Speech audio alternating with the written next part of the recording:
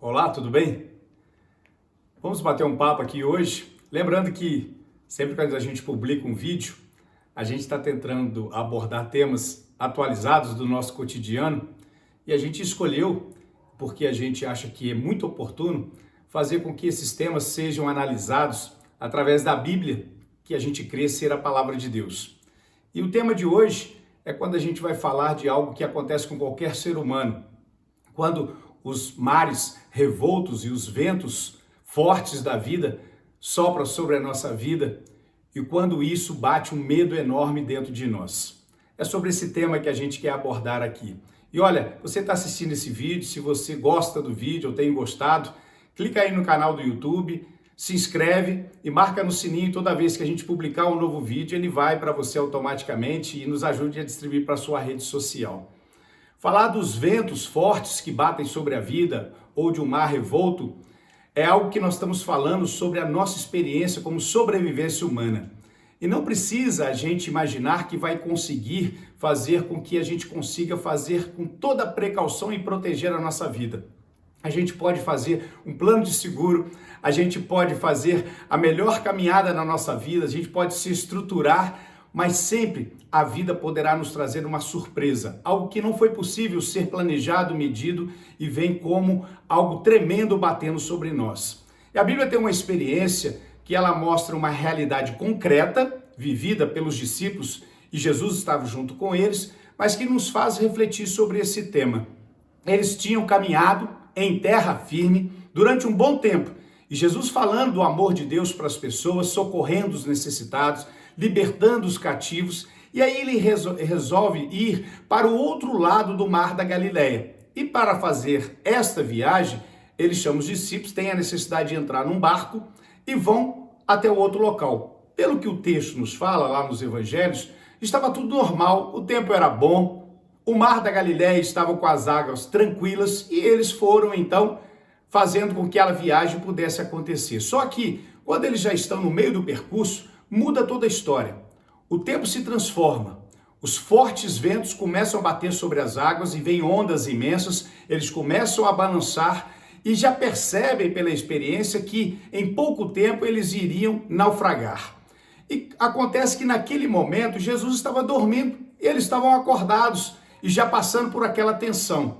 É um mar revolto batendo sobre a vida deles. Jesus continuava dormindo. E de repente os discípulos viram que não dava mais para fazer mais nada. Por toda a experiência deles como pescadores, talvez tentando fazer de tudo, falou assim, ó, não tem jeito. Agora a gente vai afundar mesmo. Agora a gente não tem mais como fazer o que nós podemos por nós mesmos, pela nossa experiência, fazer algo.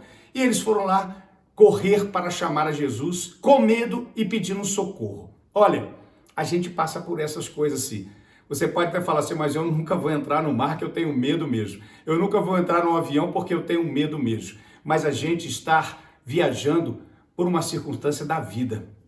E a vida, por mais que a gente possa se precaver, num determinado momento, ela pode nos levar a sucumbir, a perceber que nós estamos na iminência de uma tragédia e de uma morte. E nesse momento, lá naquela ocasião, que era não só uma experiência visível, humana, material para todos aqueles discípulos, com a relação à natureza, mas havia dentro do coração deles um grande medo.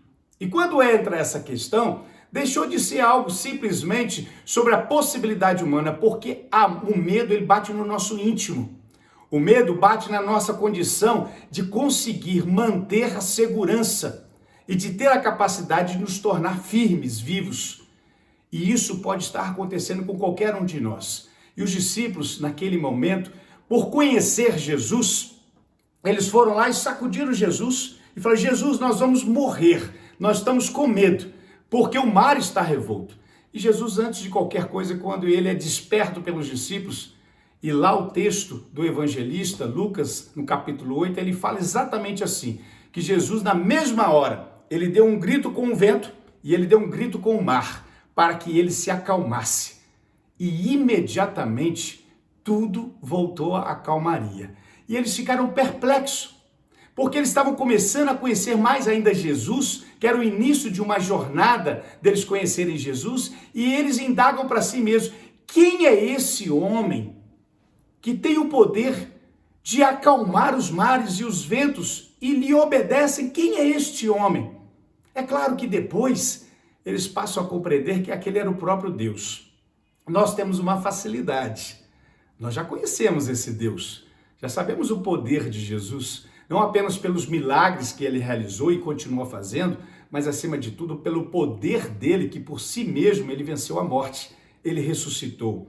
E antes que eu e você, a gente possa ficar gritando por Jesus na hora do sufoco, ontem eu estava conversando com um amigo numa viagem e ele me falando, eu notei nele um pouco de descrença em Deus. Mas na outra fase ele menciona que ele fala algo de Deus, eu falei assim, olha, eu estou com uma dúvida em relação aos seus sentimentos. Ele falou, qual que foi? Olha, em determinado momento você está sendo tão firme que você é meio descrente em Deus, mas por outros você fala que sempre pede a Deus, qual que é, na verdade, a sua relação? E ele ficou meio confuso, eu falei assim, olha, Deus é algo que para a nossa vida Ele quer que a gente conheça Ele pela plenitude. E não apenas um Deus que é aquele que a gente sempre vai correr ao encontro dele para pedir socorro. Oh Deus, me socorre, porque eu estou no sufoco danado agora. E Deus não é aquele que vai ser e querer ser, aquele sempre que vai nos socorrer, mas Deus quer ser aquele sempre que vai estar vivendo conosco, nas alegrias, nas tristezas e no sufoco. E para isso, Ele nos dá uma garantia. Mesmo que a gente possa estar na iminência de sucumbir, Ele fala, eu não deixo você afundar, eu te socorro. Para terminar, a gente viu o desfecho do que aconteceu com o Titanic, que foi aquela tragédia daquele grande navio que naufragou, e a gente viu agora a tragédia no mesmo local do Titã, que era o submarino de alguns curiosos que queriam vir lá, como que estavam lá os restos do Titanic. Ali tem a característica agora de 2 naufrágios. Só que esses naufrágios nos trazem algumas lições importantes. Não apenas daquelas pessoas que morreram, mas acima de tudo daquelas pessoas que morreram com Deus. E daquelas pessoas que sobreviveram porque Deus queria que eles sobrevivessem naquela ocasião. E diz os relatos daqueles que foram resgatados que o Titanic, no momento em que estava naufragando, a banda do navio começou a cantar hinos glorificando o nome de Deus. Porque aquelas pessoas, mesmo percebendo a tragédia daquele momento, tinham paz no coração porque sabiam e perceberam a presença de Deus. Olha, a nossa vida vai chegar um momento que a tragédia, o caos vai estar tão perto de nós que aquele momento da morte, e que naquele momento Deus tem uma promessa, eu não vou te abandonar, eu vou estar segurando a tua mão e para toda a eternidade. Então, olha, a tragédia, ela pode tentar trazer ventos para nos trazer medo, mas como diz Jesus, homens de pouca fé, se vocês tivessem fé, vocês já poderiam ter resolvido tudo isso há muito tempo. Eu e você já podemos resolver o problema do nosso medo há muito tempo. Sabe como? Tenha fé em Deus. E Deus pode, porque Ele é o Deus do impossível. Forte abraço. Deus te abençoe.